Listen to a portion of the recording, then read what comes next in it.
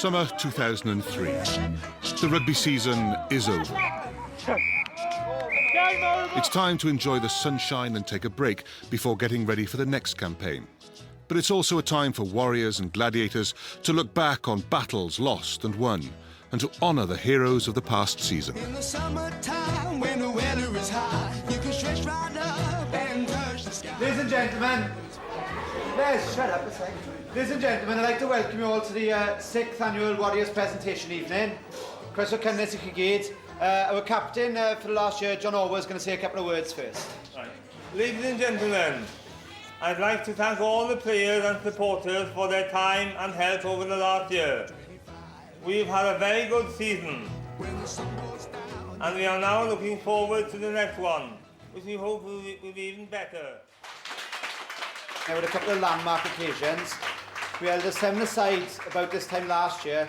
The first time, probably in the world, that a side like ours has been totally integrated with no sort of rule changes or anything. The boys did quite well, coming joint fourth out of 5 teams.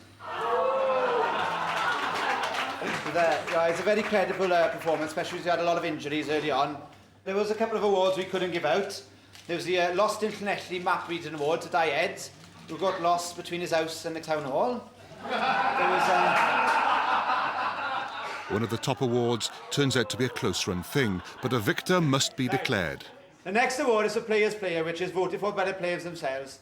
And as usual, it's a very tight contest. So I thought that all the 4 boys who were very closely involved deserved a chance to show their skills up here. Roger Thomas, Dai Spriggs, Meredith Pugh and David Edwards. Just so we can see how good they are, they're well-balanced athletes. We'll have a quick game of Twister. Ladies and gentlemen, I'll give you the first move. Not like I'm going to cheat or anything here. Not on the first one, anyway. All right, boys? Left hand yellow. Left foot red. And it's perhaps just as well that the eventual Twister champ is also the player with the most votes. Left foot yellow. Hey! Twister champion.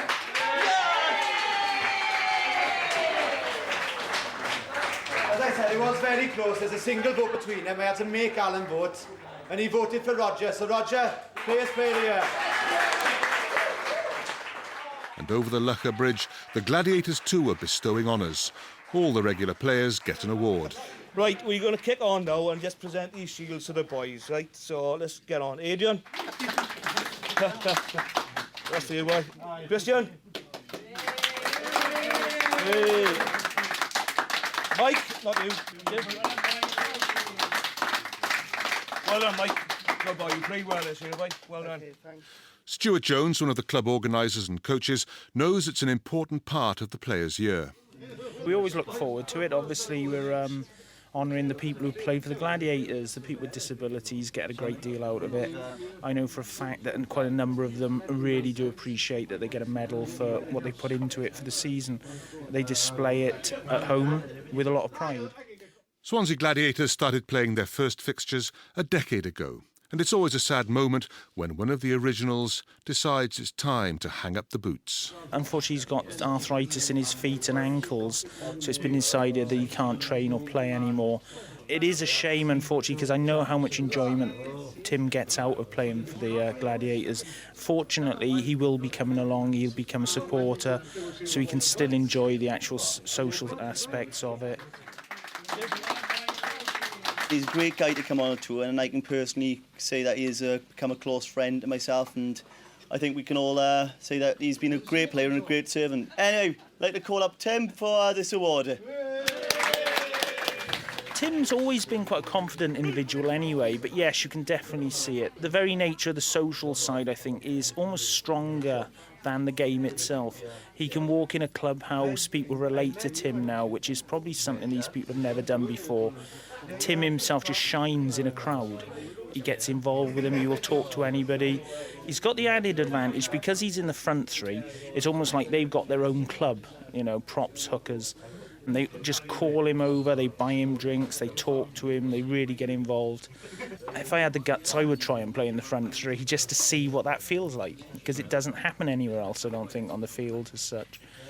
I tell you what, I think he's probably the most recognisable individual that we have with the Gladiators, partly because of the fact he's Down syndrome, but also because he is very sort of interested in getting involved with the other players, the opposition.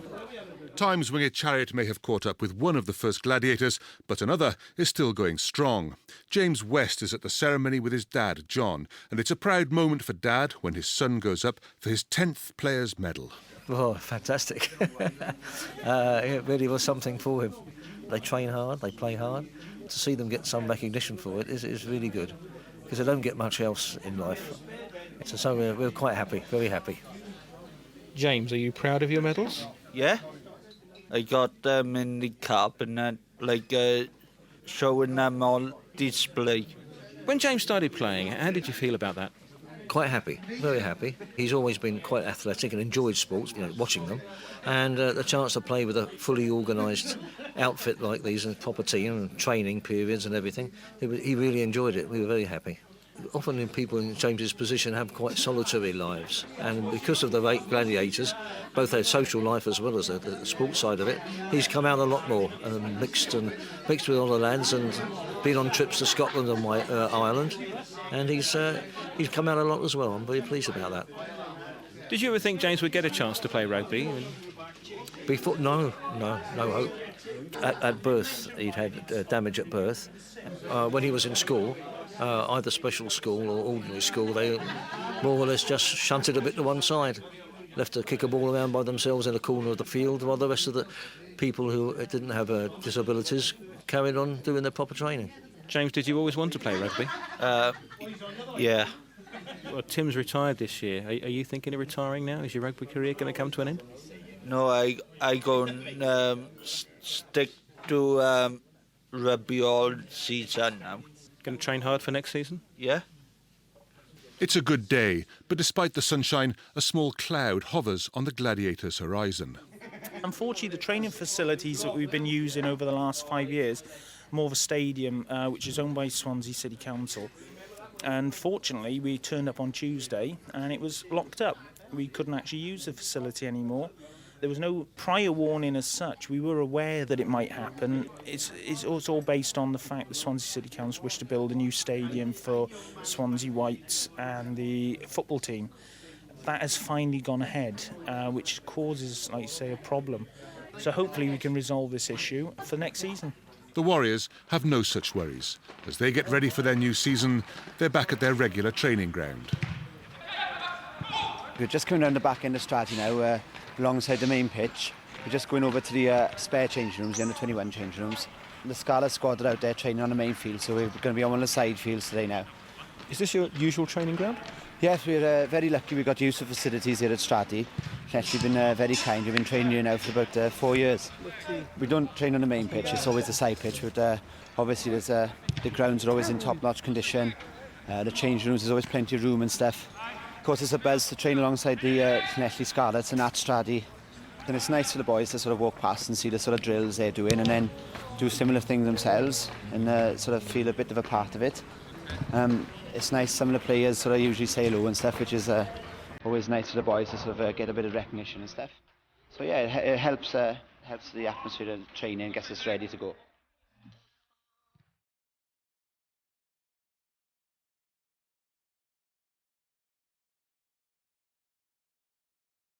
We got our first match on Sunday now, so it's the last chance to go over what we've been doing in the summer. Boys will be a bit rusty today, but we'll see how it goes now.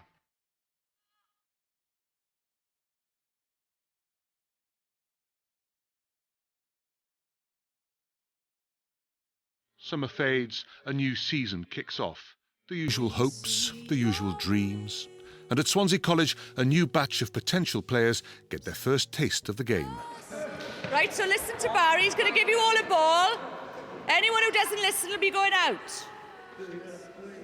And we've got T-shirts for the best ones today as well. Okay, this time what I want you to do under the left leg, the other leg this time, okay? Off you go. Oh, good skills. Well done, excellent work. Keep it going. Don't forget, 2 hands on the ball, well done. Awareness of sport for the disabled has grown over the last few years. Each local authority in Wales now has a dedicated full-time administrator. Kath Gallagher, the Disability Sport Cymru Development Officer for Swansea, was one of the first. Today we've got a development day for college students, they're 16 plus, with the WIU Development Officer, hoping to promote rugby for people with disabilities. So these are youngsters who do what at the college here? They do different things, NVQs, computers, not full NVQ, the modules, arts and crafts, very little sport at all they're involved in, which is one of the reasons I try and do a session with them quite often, because the parents are complaining once they leave school and come here there isn't a lot of physical education. Among those who've come along to help today is one of the Gladiators players with disabilities. We've got one young lad here who's come over from Neath. He's living on his own with support from social services, where they'll just monitor his progress. And he's done particularly well since he's moved over to Swansea. Since joining the Gladiators, he's now been picked for a mainstream rugby team. So he's playing district rugby in Swansea, which is a big step. My name is Martin John Holder. I play for the Gladiators and Swansea in the second. I played on Saturday. I went to score try with disallowed and I'm enjoying it. Big step up for you? Yes, it is. So a really big step. So I'm enjoying it really well. Has playing for the Gladiators helped you? Yes, really well. It's helped me big time. How important is playing rugby to you? Really important. Definitely really important. I'm glad I'm playing rugby. I've asked them to pick out the people who've worked the hardest today and been the most sportsmanlike. That's not pushing people over or kicking them or punching. Thanks, Kath. No, it's a shame that I can't give to each and every one of you, because you've all worked as hard as each other today, okay? So it's just a shame we've only got 4. I know some of you might be disappointed, but I'm just going to hand out to, first of all, let's have a look. What's your name? Hayley, well done. Well done, Hayley. Well done, Hayley. You work hard. My name is Barry Maddox. I'm the Rugby Development Officer for Swansea. Well, we tend to work with the disabled here in Swansea about 3 times a year, twice with Kath Gallagher. And then we have a disability day where we have different disabilities, where we have football, rugby, athletics. So they all have a different go at everything, really. We do have a disability sports officer now with the Welsh Rugby Union. So it is important that we show that we are not only looking at able-bodied individuals, we're looking at the disabled sector as well. Is that a section that's been ignored in the past, do you think?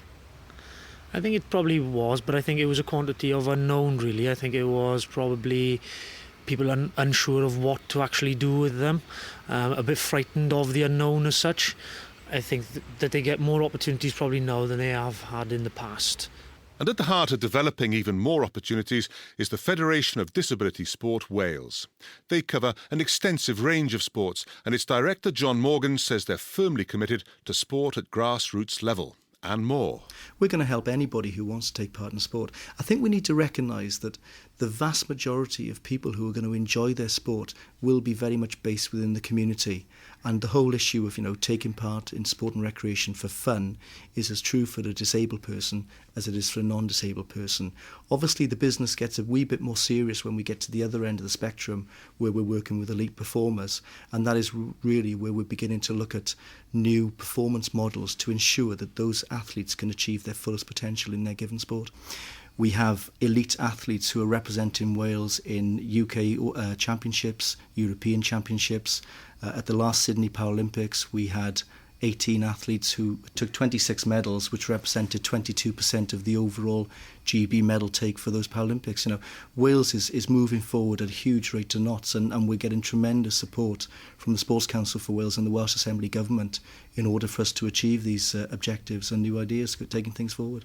Anthony Hughes, the Federation's performance manager, has seen a huge change in attitudes to disability sport. If I go back into the early 80s or even in the 70s, disability sport was very much a fringe thing.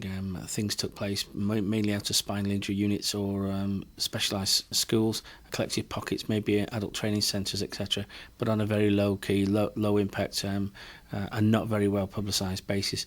That's gone to now where I know in Sydney, in some of the programmes, certainly for sports like bocce, which is a game played by people with severe cerebral palsy. It's a game similar to French boule, not very popular, but there was 3,000 people locked outside for the finals.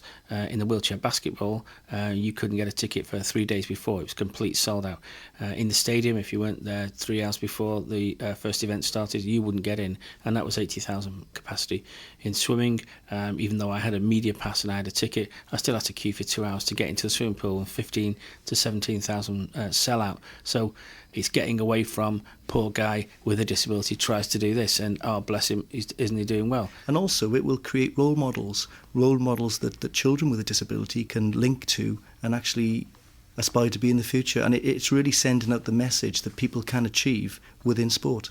And Anthony has first-hand experience of how sport can change perceptions. One of his protégés now trains regularly with a Welsh international athlete. We've got a young man who's a cerebral palsy sprinter who actually trains and competes 100, 200 metres and trains with Jamie Bolsh. Jamie's actually setting his programme, his regular contacts with Steve. This young man is from a really rundown area of Cardiff. He doesn't have many social contacts, but locally he's known as Steve the athlete. They see him not as a young man with a speech impediment who limps and has a weird looking hand. It's Steve the athlete. They respect him for that, and all that is achieved. Who else has met the Queen? Tony Blair, been out to Sydney, been on TV, goes to lots of media dinners and things, and is respected for that. For the young kid coming straight off the street, first time, to realise that he's got the same stepping stones, There's always been, mainstream sport has had a long time to establish their programmes. We're just getting there now. And what our beauty is, it's dreams to reality. Every kid has the right to dream, and we try to bring those to reality for certain ones who have that, special something that may take them on. But in West Wales, the minds of gladiators and warriors are turning to one thing: the return match between the two clubs.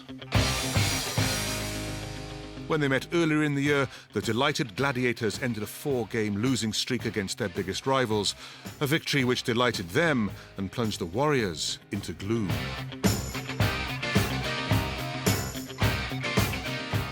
How do you feel about that? You lost today. Awful. Why? Because we lost. Jubilant, isn't it? Everyone's really pleased that they managed to beat them. Gutted, absolutely gutted.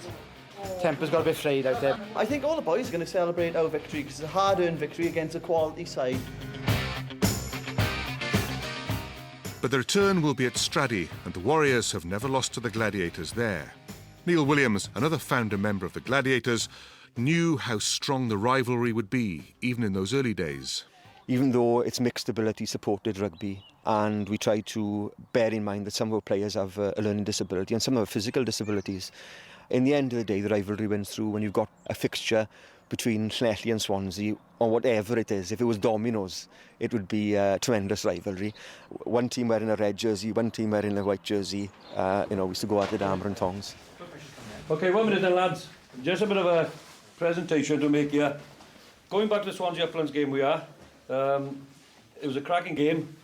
Although we didn't win it, we didn't lose it. It was a good, hard-fought draw. It came to the committee to decide on the man of the match, and I'm very proud that he goes to a young lad. Craig has worked hard in training. I hope he carries on doing what he's doing, and I hope he'll get the man of the match this Sunday against Llanelli as well. Well done, Craig, boy. Excellent. It's been a good start to the season for the Gladiators. They found a new training ground at local club Swansea Uplands. They've got a new coach, John Evans, who's been in charge of several prominent local sides, and they've played well in their 2 games so far, a win and a draw. With the big game just days away, John's confident of a good performance. The boys are obviously sensing an occasion is happening on Sunday, and I could see in training that the effort was a little bit more intense, and they were much more aggressive in the drill that we use for getting their confidence up in tackling, and it went well. Is this more fun than coaching? I mean, you've coached clubs throughout the Swansea Valley area. Oh, it's definitely more fun, and in one respect it's more rewarding as well, because they are prepared to listen, and their eagerness and the awareness to learn I find so rewarding. The journey takes me 35 minutes to come down from Clydach to the Uplands, but on the way back it seems like 10 minutes having had a good training session with them and thoroughly enjoyed it. No, it's a line out, boys. Look, let's die with the ball over there. So what you do in a line out? You go in front or back? Paul, do you want to go over here, boy? What you do in a line out? There's a line out. Look, there's Dai with the ball. It's a line out. At the ball. The Warriors' final training session before the game, and things aren't going so well. They've played only once this season, losing to Llanelli Hospital several weeks ago. 1, 4, 9, 3, 22. 1, 2, 3. Connor, let's go in. Connor, let's get across there. Connor, let's go down. Let's get down and out the way. Let's get over the ball, Roger. Our captain's not available Sunday, and he plays hooker as well as captain in the side, so it's a bit awkward there. How's the season gone so far? Frustrating. Our first game was the 6th of September, which was more or less the opening week. And since then, we've had 5 teams pull out on at the Friday at the latest. So it's been very frustrating. The boys have been coming down and then hearing us off and what have you. And we haven't had a chance to work on anything that went wrong in the hospital game. So, itching to get out and have a go, really. Rising up, back on the street. Did my time, took my chances. Stradey Park, Sunday, 9th of November 2003. The Gladiators are at full strength, but Wales have played out of their skins against England in the World Cup that morning, and that's caused a few problems for the Warriors. We've got almost about half hour to kick off. How are things looking? A bit dodgy, actually. We're a couple of players short of a full team. The boys are phoning away madly. It's not helped. Wales put in a good performance this morning. I think everyone stayed in the pub. Those that haven't, we've managed to drag out to try and get a couple more boys now. We'll be all right then. Richard Evans is making his debut. He's new to the Warriors, but is no stranger to success in another code. Yeah, I'm a bit nervous, but I feel that the team is quite good and I feel we will possibly win today. But if we don't, it doesn't matter, just keep our heads up. You're used to the big occasion. You took part in the Special Olympics this year, I gather. Yeah, I did football in Ireland and I came back with silver. So that was a big achievement for the team, like. What was taking part in the Special Olympics like? Oh, it was amazing night because we had like kids coming up to us asking us for autographs and all that. It was just really exciting, like to play for Great Britain, and it was just an amazing achievement. In the visitors' changing rooms, John Evans is getting the Gladiators into the right frame of mind. Right, we've got to put a bit of importance onto this game, lads, OK? As I said, all the other games we play here tend to be friendlies, OK, and we go out and enjoy. We're still going out and enjoying it, but this is the top game of the season, OK, yeah? It's against the Warriors, and it's a big game for us, all right? It's the Jacks against the Turks, and that's what you're going to play it as, OK? In the Warriors' dressing room, all reserves have already been committed to the fray.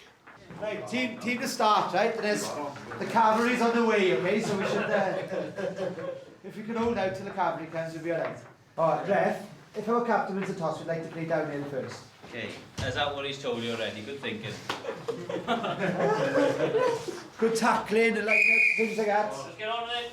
Right, let's have a cut, Jen, is it? Go. Advantage weight. Come on, come on. Back on it, man. Run up. See,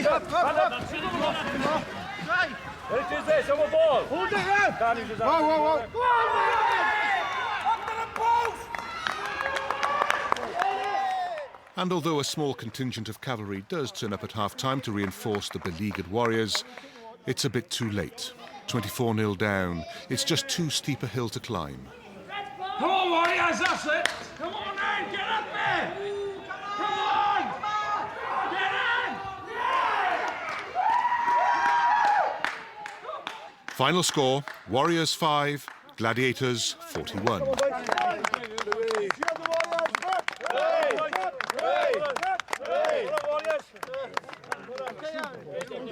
Everybody who played well, right? Now keep it up. Isn't it nice to win, huh? So what are we going to do next time? In the Gladiators' dressing room, spirits are high. You've got a good try today, Martin. I know. It's just where I am. I went for it. You've been working hard in training? Oh yeah, really hard. What's the difference between playing for the Uplands and playing for this club? Nothing. It's good. I just like playing rugby and all that. But Gwilym, Warriors coach, manager and motivator, is very down. Gutted, really. We knew he was going against us when they were sort of running around with 21 players warming up and we were still phoning boys to turn up. We knew it was a bit backs to the wall and fair play to them. They took all their opportunities and we didn't really get a look in. I know they did scrum half, so that didn't help. And they ran away with it. First time they've won in Llanelli, so It's a bit gutting. In the 9 years, it'd been nice to have kept it going for a decade, but there we are. We just got to have a little look at how things are now. We'll see what happens. Meredith Pugh scored the only Warriors try, but it's scant consolation. Meredith, you a bit disappointed? Oh, God, yeah. Yeah, totally. Gutted. Do you think you, with a full side, you might have done better? You were missing a few players today. Yeah. Lost for words. Yeah. But soccer international Richard Evans can take a philosophical view of the day. I enjoyed myself today. It was a good game, like. I had a good half, like. So, yeah, I enjoyed myself today. Quite tough, you know. I found that the players were quite fast and I couldn't keep up with them. But I'm sure I'll get used to it. But you lost? We lost, but it doesn't matter. Like, as you say, you win some, you lose some. But you just got to move on and learn from it. Gladiators' man of the match is Vic Raker. It's been a good day for him. Well, I think the best part of the match is even taking part. It's great to play as a team, and it's great to actually come away with the win. Great team effort. And one of the men who started it all has a thought too. For adults with learning disabilities, they've been told all their life what they can't do, and I think we give them a chance. We opened a door onto the field of rugby where they could, for the first time, realise they couldn't do things, and we concentrated on abilities. And I got a buzz to play alongside these people who, in the end of the day, give their all the same as I did, and we became colleagues on the pitch. After the match, I actually saw players who'd played rugby all their life give respect to these people, and their mouths were dropping open. Experience is the best teacher. If you don't know any better, then you just make assumptions. And when they actually played these people, they didn't know how to deal with it in the beginning. But when they found out that they played rugby the same as them, that's what it's all about. We've gone through a professional era where rugby has got a lot cynical. And it's nice to see people who enjoy rugby, who play rugby for the enjoyment of it, of the national sport.